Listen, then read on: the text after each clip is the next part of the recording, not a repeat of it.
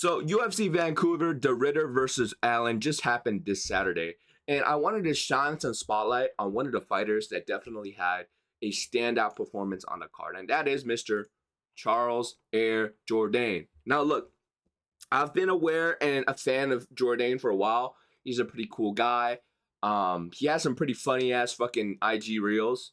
He makes little skits. So follow him on Instagram if you don't already. But he's a pretty cool fighter. I first became aware of him. I saw the obviously Andre Ewell highlight where he fucking teeped him to the ground and was like, "This is Sparta." It was a pretty badass finish to a fight. And then I watched him fucking rip the pants off Lando Venata, and I became a fan instantly.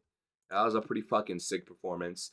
And now he's in the bantamweight division doing big things. So let's kind of go back all the way back to when he first joined the UFC. I lost to Des Green, who has a, positive record in the UFC. Doo Ho Choi finish, pretty underrated. Andre Philly split decision. Andre Philly does have a kind of tricky style. The long rangy guys kind of have a tricky matchup for Jourdain because Jourdain's style is being the kind of a volume rangy guy, but he doesn't have the most reach or power. So these kind of longer rangy guys do give him trouble. Split decision, draw to Josh Culibao. Culibao was a decent fighter 2020, not the worst one. Marcelo Rojo finish. Getting darced by Julian Rosa, definitely not the best, but Rosa as going up against a prospect is a mythical fighter, so you can't really blame him. You have the Ewell performance, Lando Venata performance. You got lucky canceling the fight against Topuria. He would have gotten chin, to be honest. Shane Burgos fight, close fight. I thought Burgos won that watching that live, but you could argue a Jourdain decision. It wouldn't be the worst decision in the world. Nathaniel Wood, yeah, he lost, but Nathaniel Wood coming up, he had the lighter man speed. And Nathaniel Wood is a solid fighter in the featherweight division as well. Easy win of a Kron Gracie, choking out Ricardo Ramos. Losing to Woodson, honestly should have been a UD for Woodson when I watched that fight. But Woodson, again, he's that long, rangy, tricky style for Jourdain because Jourdain doesn't have the most power at featherweight. And he's not super rangy either. And, it's hard to get to somebody like Woodson. You got to have some sort of power to be able to, when you land on them, to have impact. Okay? So, Woodson, cool. Not the worst loss in the world. Getting chinned by John Silva. Yeah, he got chinned for the first time in the UFC, but it's John Silva. John Silva also missed weight for that fight. And, we all know how good John Silva is, even though he lost Diego Lopez. I think, if John Silva fought that fight differently, well, if my fucking grandma had a wheel, she'd be a wheelchair, but if he fought that fight differently, he could have won that fight. I think John Silva does have a very high ceiling in the UFC. Losing to John Silva, not the worst loss in the world, okay? Now, he moves down to bantamweight, which I think is a good move since he seems to be able to manage the weight properly. He chokes out Victor Henry, okay? But the real spotlight performance against Davy Grant, the thing that really stood out to me was that he looked fast, okay? His frame wasn't too big for the division. He didn't look slow and sloppy. And he was dynamic as well and still explosive. He was still durable. He took some good Davy Grant shots. And he still had that signature guillotine, man. Submitting Davy Grant like that, that's not an easy task.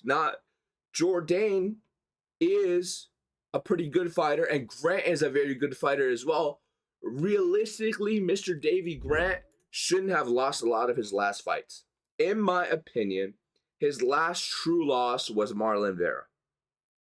These fights, this one, Giannis, he probably should have gotten the decision. Marcos, he probably should have gotten the decision. Jourdain hands him his real loss in a minute. The way he jumps and flies into that guillotine, he really, earned his nickname Air there. He gained some real air there.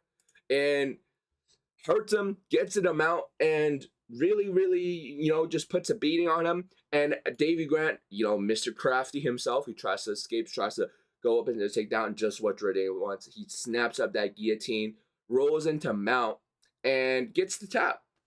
Really respectful, really nice performance from Jourdain. And I do like his position in the bantamweight division. He's 29. He hasn't taken too much damage, and he has a decent frame for the division. Maybe he should have been in this division all along. Honestly, genuinely one of the best prospects coming out of Canada because he's well-rounded. He has good. Can do good things everywhere, and he has a good gas tank. He has good physical attributes like his chin. Now he's calling out Marcus McGee. Not the matchup I would have picked for him. If, he's obviously looking at rankings, I would have called out Kyler Phillips, to be honest. I feel like Kyler Phillips is a lot better of a matchup for Jourdain.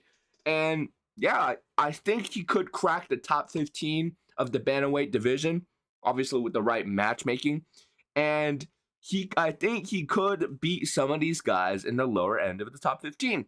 Like, even if he's getting like a Marlon Vera matchup, I think he can do very well against a Marlon Vera. Well, a lot of people can.